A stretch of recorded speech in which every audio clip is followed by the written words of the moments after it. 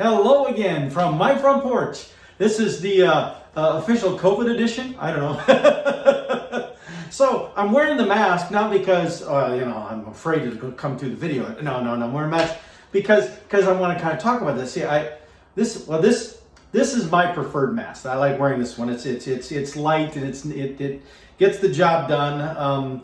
And it folds up nicely into my back pocket, and then I don't forget it. I don't have it. But so anyway, we've all gotten now pretty used to carrying these things around, and wearing these things wherever we go. And some people like it, some people don't. I'm not a big fan of the mask, but I've already done an episode about that, so I'm not gonna dwell on those things. But what I am noticing is that apparently things are starting to ease off a bit. Now, we have to be careful because when things start to ease off, that doesn't mean there's no more problem, there's no more issue, but it does mean that you can maybe start breathing a little bit of sigh of relief that we're starting to come around on this. And then my hopes have been great too, because when this all first started back in February, March, when we were first hearing about that it was going to be a pandemic and it was going to be this big deal, all the experts, the Fauci, or however you say his name, and those, they were throwing around numbers like, but before this was all done, 85% of us were going to have contracted it. And that sent people into a tailspin panic. Why? Well, because we've made people equate in our minds that if you test positive, that means you're going to die. That means you're going to be hospitalized. And there are people that it is problematic for, that it is very, very serious. And they do get hospitalized, and there have been way too many who have passed away. People pass away every year for lots of different kinds of things. Could some of these people have been avoided? Yeah, perhaps. Yeah, if we'd have done a better job with the nursing homes, if we'd have done a better job in our packing plants and places, of those natures where it really seems to have run rampant. Sure. Were these a solution? I don't know. But we sure are all wearing them, aren't we? But there's all these other things that are in place, especially at the stores, where they got the little stickers on the floors where, that try to guide you in certain things, or where, they route you. You can only go in this way and out that way and all this kind of stuff. What I've noticed, though, is those things are starting to change. Those things are starting to ease up. Now, even as I read stories about, where they're, in NFL, where a player or even a referee or a coach gets fined $1,000 or something because they don't have their mask on, which I think is silly, because in that context, everybody going into that stadium, both teams, the staff, everybody, they were all tested before they went in to verify they didn't have anything wrong. And so why would you even need to worry about wearing one of these things if you've already been tested that nobody in the building has but anyway, I just don't get it sometimes.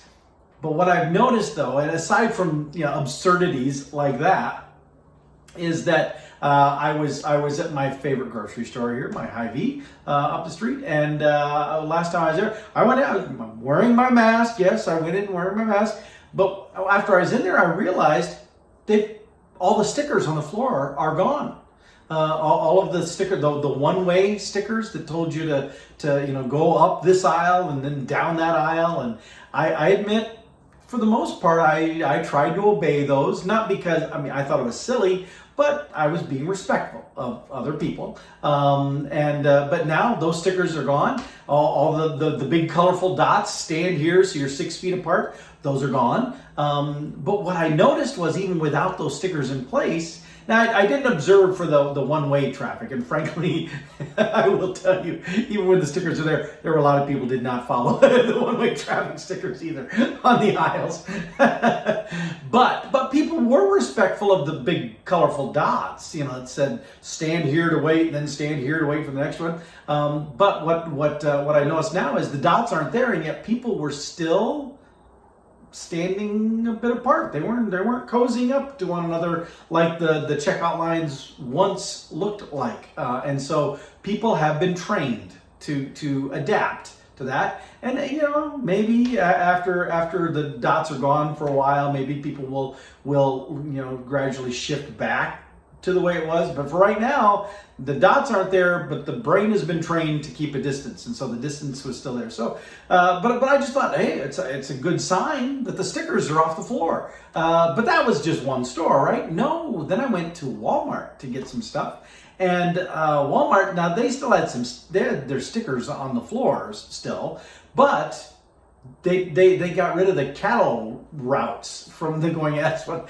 I called them, because they had this whole big setup thing going that when you walked up to the door, not only did you have to wear your mask to go in, and they were checking to see if you had your mask on, but not only did you have to have your mask, but they had it all fenced and penned so that you could only go in this door, and then when you were leaving, you would come out and there's a divider and you were routed to go out that door, and then you would cross over and walk in, but you were never meeting anybody coming in and out. I mean, you're all of those barricades are gone now. You can go in and out whatever door you want. I thought, see, now it's a minor little thing, but in my mind, it's a big thing, because that's a significant change that we're saying, okay, well, we're not worrying about that part anymore. Again, it's not to say there's still not reason to worry. I mean, frankly, if you want to worry, there's always reason to worry about something. But I take these things as just minor little indications that we are starting to see some improvement. Now, I know there will be those that say, oh, no, you're in Iowa, and Iowa's numbers keep shooting up.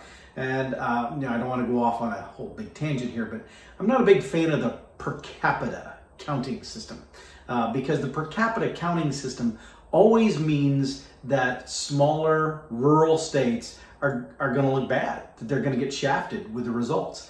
You can have big, massive states like California and New York and Florida, Texas, and they can have thousands of cases of something, in a week. And it doesn't look as bad for them as a few dozen cases in Iowa might look, because we do it based on a number per capita, per 100 or per 1,000. Or it's like, stop playing smoke and mirrors. Let's just talk actual numbers. And if you look at actual numbers, it's downright scary in some of these other places. And I feel much more comfortable right here.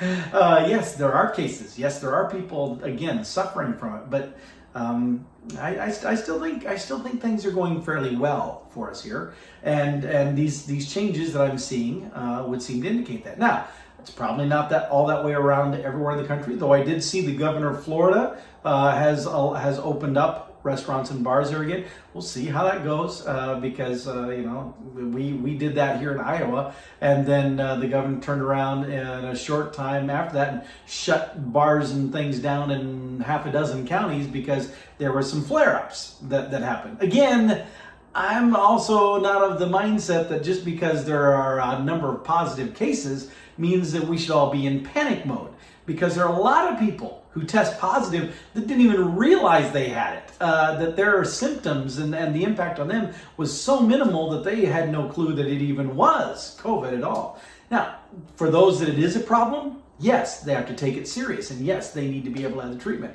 But we don't need to keep running around like our hair's on fire all the time, because, oh no, did you hear somebody else tested positive? Okay.